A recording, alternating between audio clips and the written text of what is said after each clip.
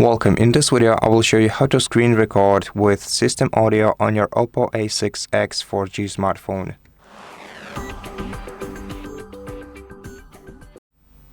First of all, you have to swipe down the control center and then tap Edit icon, then tap Screen Recording to add screen recording to the items list, then tap Done,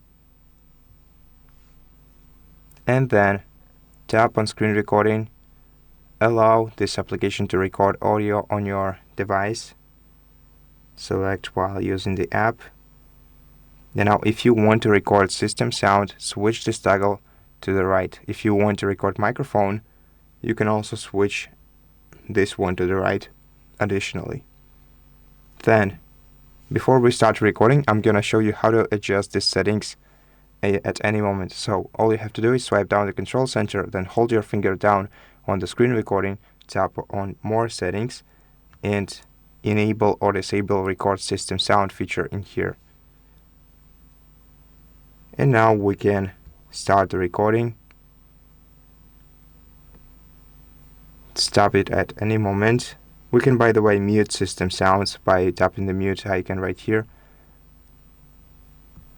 So now let's stop it, and we'll be able to